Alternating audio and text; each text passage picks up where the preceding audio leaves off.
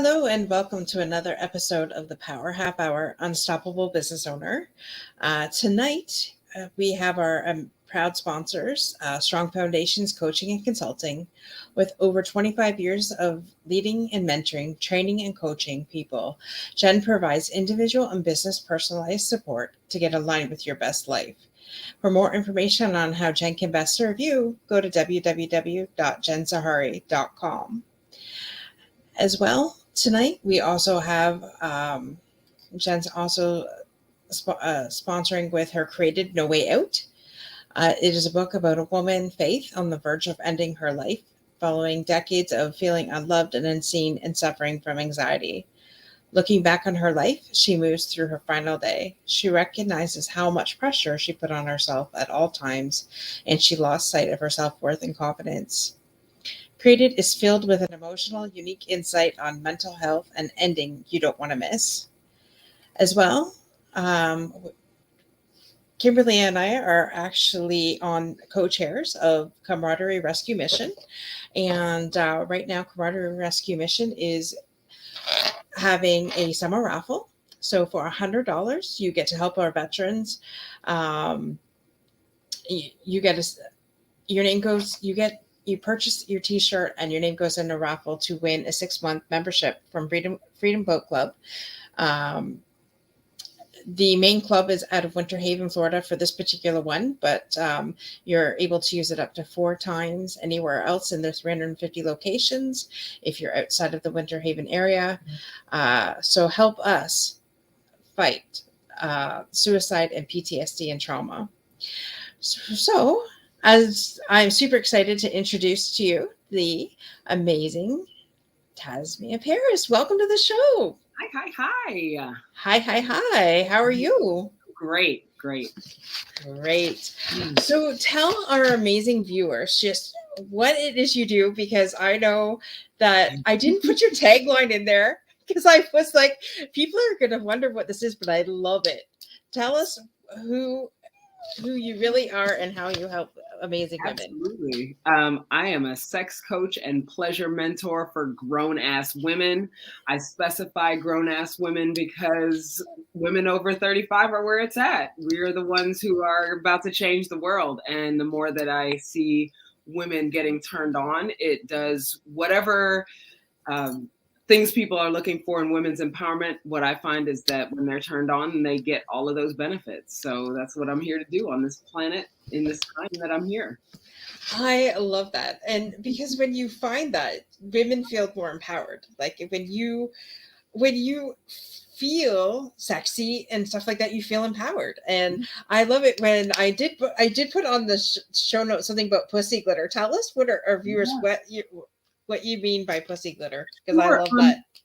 Yeah, pussy glitter came up almost 2 years ago now. Interestingly, those two words together didn't come together until about 2 years ago. But then when they did, it made total sense.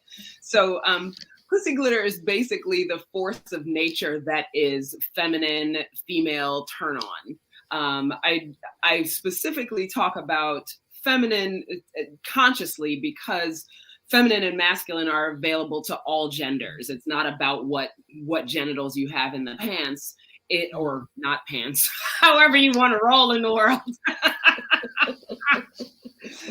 No shame, do your thing. Regardless of what it is that feminine flow, it is that magic, it's the unpredictable, it's the chaos, it's the feeling through the dark, it's the unknown, it's all of those things that are not really celebrated in this society. There are things that are scary in this society. Our society is very if we can predict it, that's good. No, sometimes the unpredictable surprises are the most amazing things. So pussy glitter is that. And it also, in a very practical way, it is where when a person with a pussy feels as confident as that they can feel, when they feel turned on, excited about things, when their emotion is like upward and outward and all of that, that is pussy glitter. And you can spread that pussy glitter all over the place. And then other people get it. It's contagious. Your turn on is contagious. I'm not talking about STIs. Inger says she had to turn down her volume. She's got kids, so I just I love it. Headset, sweetheart, headset. Yes. Also, I also want to say, like, it's important for young people to know this. And the reason I specifically said, like, I am a family person because I talk about what young people actually need to know. Like, the word vagina is actually inaccurate for what we're talking about in general. If we're talking about women's pleasure, you cannot just leave it at the vagina, because the vagina is just the hallway from the womb to the outside. It leaves out all of the things that cause us pleasure. So if you have a vulva and you're calling it a vagina, you're missing out on the pleasure. Right. Yeah, exactly. So talk to them about a vulva. If they're trying to talk about genitals, please use the right word and say vulva. Please say vulva. Do not call it a vagina. Thanks. Thanks, three girls. Hi to your three girls. It's the gateway. It's a hallway. It's the gateway. It's a hallway. It's not even a gateway. It's literally a hallway. Oh my gosh. The gateway from the divine, the non-physical, is the cervix. That's the gateway. Okay. The cervix is the gateway it's the portal from the infinite to the finite, from the we don't know to the now we know. Okay. Like, this is amazing. This is why I do what I do. And you can tell you're very passionate about it. And I have to say, I'm 45 years old and never had the talk yet with my mother. And seriously, like, I figured it out. I'm married. I figured it out. And, you know, I had my first period at my grandparents'. I almost was in a tizzy. So I, make a long story short, I had to call my parents, come get me. And yeah. It's interesting. I'm put your earphones in, Inger. Put your earphones in. Headset. It's a boss move for moms. Do that. That's called self-care. Okay. Getting a headset is called self-care. So do it. I am now having sex talks with my mom. I'm 47. And now we talk about sex. You're probably educating her. Yes. And it's fun because I'm getting her perspective. She's educating me actually about what's possible as an even more grown-ass woman. How to kind of navigate. I'm learning through her experiences actually. So it's fun. And some people are not ever going to come around to having a real conversation about sex. And I think it's tragic because our sexuality is actually some of the most integral aspects of who we are on the planet. Not that we put it out there in the world all the time, but it is an integral part of who you are. And if you're, doing personal growth work or consciousness work, but you're not addressing the sexuality aspect of your being, you're going to be missing a significant portion of who you are. Not because you don't have enough orgasms. It's literally that you just literally don't know a part of yourself. There's a part of yourself between the waistband and the top of the thighs that needs your attention. And ladies, when you finally get into that jam, you really need that attention. I'm just saying, personally, there was a time that I was having some hormonal issues and I just didn't care if I got it or not. And well, my holistic doctor and I have corrected that. So if you need somebody to help you with that part of it, to go talk to Dr. Christy. She'll hook you up with that. And then you talk to Tazima here, and then she'll hook you up the rest of the way. Because Tazima. I want people to get my name right. Tazima. So sass on the Z. That's how to remember it. Sass on the Z. Tazima. Thank you. I was going to ask how to pronounce it, but I had to start a little bit. So I love that. And when you are in your jam, things are a whole lot better. Oh gosh. I mean, all that exhaustion and frustration and resentment and all the things that women complain about, literally you can just get turned on. Nothing else in your life can change, and you can go from the worst to feeling the best, just by getting turned on about anything. It doesn't even have to be sex. Mhm. I get really turned on about my green wall back here. For those of you who can see me, yeah, my green wall turns me on. It is an actual physical green wall. It is not like a filter or something or whatever, Right. fake backdrop. It's not that. I love my green wall. I get really turned on about it. I also love being able to see the sky from my place. I have these great windows. So there are a lot of things in my life that turn me on. It's not just sex. And I want to expand this conversation, just like expanding the conversation of actually what sex is. I want to expand the conversation about what pleasure is and what pleases us and how to go for that and integrate that pleasure into your life. I love that. I love that. So you can basically you can have an orgasm with anything. It doesn't necessarily have to be in sex. Do you know how many like plate gasms I've had? Like, because the meal I'm eating is just so good, or like dried gasms. Like, ride gasms or stroll gasms. Like, I've had so many. And there are cry gasms. There are anger gasms. There are everything that you can think of. You can be turned on while doing it. Turned on angry is a great location, by the way. Turned on sadness? Are you kidding me? Talk to me about that. If you're feeling sad, you don't have to be like, ooh. You can just be like, I am so sad and it feels so good. And then you like go all the way through it. Like you play some sad songs that feel really appropriate, resonate with where you are. And then you move through in this beautiful way. And then you're like, oh, I feel so much better now because I heard myself. I listened to myself. I was present with myself. And then you can have that like sadgasm. Like just We need to find out about more of this. Like everybody needs to sign up with Tazima. Taz. No, not Taz. You cannot. We can't. Do not abbreviate it. It's Tazima. Tazima. Yeah, right. no shortcuts. No shortcuts. Full glory. Full glory. It's all I good. love that. I love that. I love that. So, what 3 things have you overcome then to get to being the sex coach? Yeah. And having any kind of orgasm, whether it be happy, sad. Yeah. First thing I want to mention is it's something that's not over. Like overcome, sure, but like there's a continuous overcoming of my own fear of being seen. As a human being, what I want the most is to be seen, and anyone can relate to this. Mm-hmm. I just want to be seen. And there is also a tremendous vulnerability to being seen, because if you're really seen, it means that you actually have to open up and be vulnerable.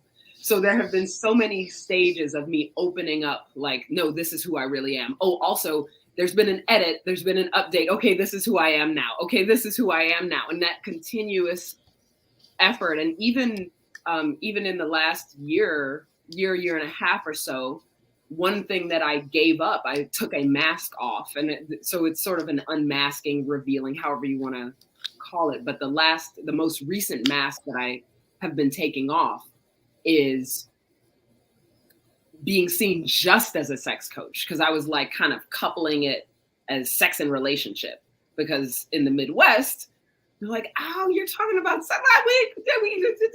We can't do that. Like East Coast, West Coast, they're like, sure, yeah, talk to me about it. But like Midwest is like, ooh, it's a little racy. Mm-hmm. And so taking the relationship stuff off. Yes, I still help people with relationship stuff. Sex always happens in a relationship, even if it's a really teeny relationship, like very short, like as long as the sex, like it's still relating. Okay. But yes, I still do talk about that, but I had to take off the mask of relationship coach in order to really reveal I really am a sex coach. Like I really love talking about the sex and the positivity around you being able to access your sexuality. So that's one. So the continuous revealing. The other part, the second one I want to mention is me giving myself, like putting myself first. And I want to make mention of the word resilience for a moment. Resilience gets overused right now, and people are being praised for resilience and like, oh, you're so resilient and good for you. And it's like this, kind of compliment thing. And what we must acknowledge when we call someone resilient or say, oh, that was a resilient moment, is that the person went through something really, really difficult. Like there's resilience and pain are connected. You can't have one without the other. And through the pain that I experienced, it helped me to see that when I put myself first, I not only get to release some of the resentment. So when I say I'm putting myself first, I'm going to give you a couple practical examples. One is I prioritize pleasure. And when I prioritize pleasure, it didn't just mean having more sex, because at the time when I was having the most pain, I just wasn't into sex for many reasons. Challenges in the relationship and challenges like in my life, all of that.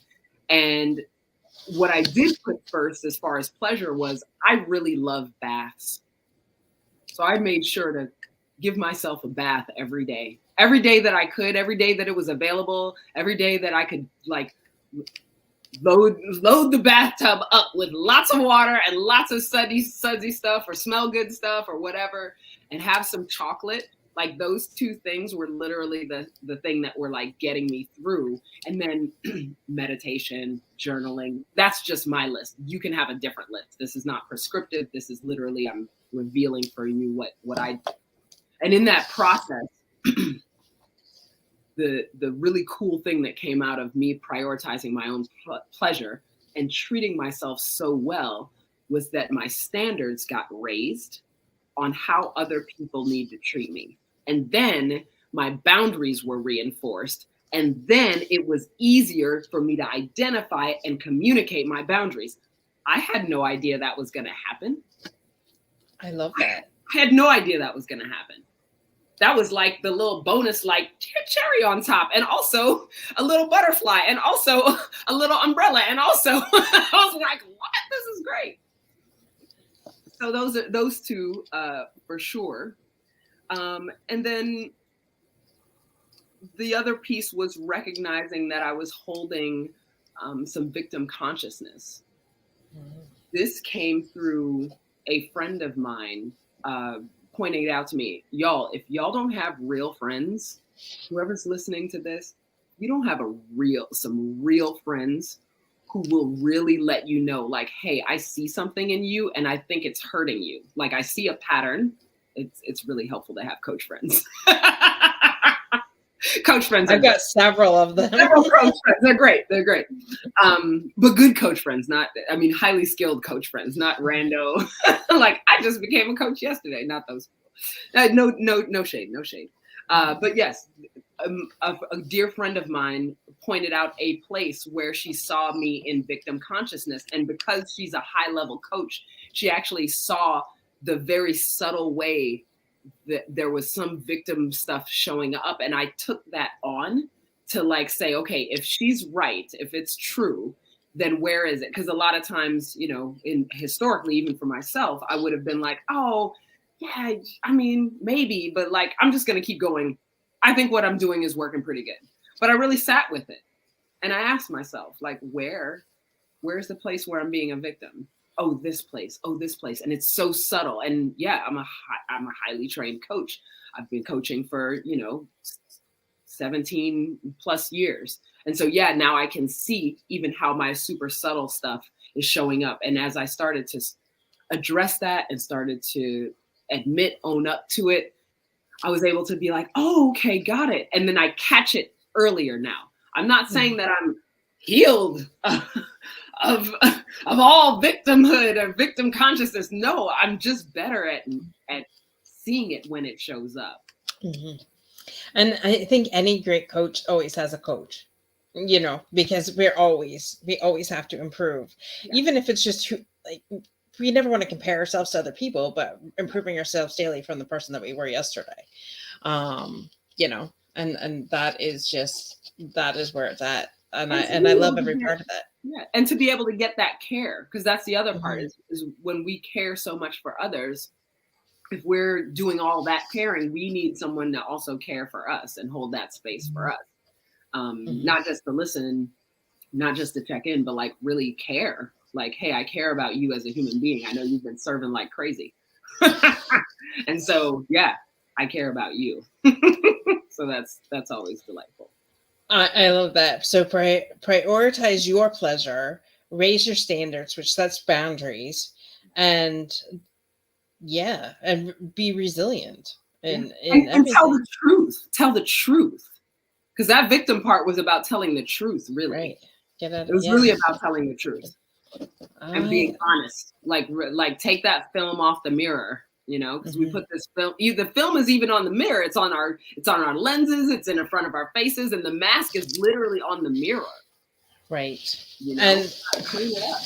And I would imagine with your clients that you do have, then you help them identify those things and that, right? Yeah, the harder I go, the bigger I can help my clients.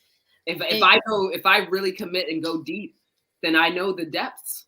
So I can host them. I can be like, okay, watch for that slippery rock right there. And this is a hole here.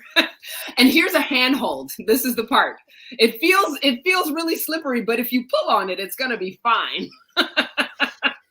I promise you won't die as you're going through this. You won't die. You won't die. It's not gonna be comfortable probably, but like what part of growth is comfortable? Like none. Like you get comfy and then you die, basically. Girlfriend, I'm going through the refiner's fire. It's like nasty, but it's needed. And that's what we as people that are out here serving others, that's what we do. You know, we go through these moments and these refiner's fires for a reason so that we can help our people. Yes, indeed. I love that. So tell our viewing audience what kinds of programs you have out right now and things like that. What are you offering and who your ideal client is? Yeah. So first of all, let's talk about who. So who is usually the women I attract are the most responsible sibling. They are perfectionist people pleasers. They are so excellent at what they do. They get a lot of compliments. They're so efficient. They're so high performers, high performing people pleasers. They are the last one on their list or close to. They're really excellent. They're working on fumes. They are really effective in their work and not so good in their relationships. Usually they end up serving and not getting back. They are attempting to pour from the dregs of their cup. Not even an empty cup. There are dregs in there because like it's the dust from all that has settled from all the work they've been doing. Oh boy. I mean, these are my ladies. Why? Because I was that lady. Like I'm being transparent here. I was that lady. Like really good. Like my half-ass is excellence of other people. Okay. So I know that space. I can breathe in that space. I know what that looks like. I know what it sounds like. So that. And so what that ends up translating as a person with a vulva, as a person with a pussy, in sex, if you keep putting the other person first, you will never get yours, especially if they have a penis. Because the way that we orient towards sex in this society is that like what the penis likes is what's important. That's the sex. It's both important. I mean, well, no. And let me say it this way: the sex that comes out of the kind of sex that only the penis finds pleasing is very shallow and short. No pun intended. It's not deeply satisfying, but the feminine version of orgasm that you can access when you tap into what is feminine about you will open doors to this whole other world that you didn't even know was there. I am continuing to open doors just in my personal sexual practice that I didn't know were there. And I've been studying sex for over 20 years. Yeah. So it's not even there's no ending to it. A masculine version of sex is very finite. And now, mind you, I'm not saying male and female sex, because there are a lot of women who have sex with themselves, but in the masculine way. And so it's short and it puts them to sleep and that's it. Or you could take a roller coaster ride. You could travel to other realms. I'm not talking shit here. I'm not like blowing, pixie dust or. I believe you. I mean, it is really fascinating. But people don't know it because it's not anything that's shared. So those are the ladies. So if you haven't, and here's the real practical version of it. If you have trouble asking for what you want in bed, in sex, or in your relationship, if you haven't had any formal sex ed in the last 5 or so years, which most adults have not, if there's something specific you want to learn about that you don't know about, you want to ask a sex coach or some kind of sex educator, or if you feel insecure about what you desire, or you don't even know what you want in sex, or you feel so disconnected from your sexuality that you're like, I'm not interested at all. I promise you that even if you're not having sex with another person, having healthy sexuality will support all aspects of your health. And I'm not talking about in a light, like, oh yeah, when you work on one thing, everything else gets better. No, I'm saying pussy glitter is like turbo fuel for your life. This is something totally different. I'm like, it's not like, oh yeah, I just did my taxes and so now I feel so relieved. No, you're going to get the energy that you need to push through all the challenges of doing the fucking taxes if you don't get off on doing taxes. Like, this is what I'm talking about. It's a different. And all you tax preparers out there, I love you so much. I'm so happy that you get off on taxes. Because I don't. As a tax preparer, I can say I've never gotten off on taxes. So anyway, women over 35, you haven't had much education recently, you have specific questions, or you just have challenges with your experience, or you don't know how to ask for what you want. Those are my ideal folks. I have a group course called Pussy Glitter, and Pussy Glitter Advanced Sex Ed for Grown-Ass Women. And in that course, I walk through many of the aspects that I've been talking about and then some. Literally the first thing in the program is how to put yourself first. That's the first thing. Because if you don't have the pleasure, if you're working on them dregs, then we can't even talk about anything. You can't ask for what you want if you're working on dregs, because it's going to come out sideways. So we address that first. We walk through other pieces that will be important for you to know once you're ready to talk about what you need. And I have a group coaching sessions that allow people to ask questions and personalize it for themselves. For those who feel, like they're uncomfortable with trying to connect with others, or they feel like they want to do private, no problem. I offer private coaching. You can do that, and we can talk about it in secret until you're ready to stand up on the rooftops and yell, I have pussy glitter. I want to spread it to the world. Like, until you're ready for that, like, we can work wherever you are. Again, not prescriptive. I knew this was going to be a fun show. I knew this was going to be a fun show. Oh my God. I think we hit the power in the half hour. What do you think? I think we did, and I can't wait for the world to go up on the rooftops and yell, I have pussy glitter. Dorothy, thank you so much for having me. Oh my God, this has been an absolute blast. I am so glad that we connected and that you came on to the show.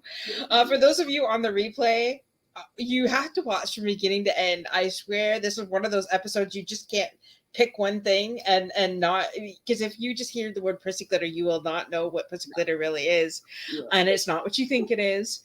It is not. We don't put glitter on our pussies. No. It is. It's not safe. Don't do it. Is it toxic? I mean, it can be if you use the wrong type. You can use food grade glitter, but not craft glitter. Don't do it. We're gonna have you come back on so you can explain what's edible and what's not. Food grade. Or better yet, sign up for one of your courses here and, learn what all of that is about. And I do offer a complimentary introductory initial chat, so people can find that on my website or on my Instagram in the links.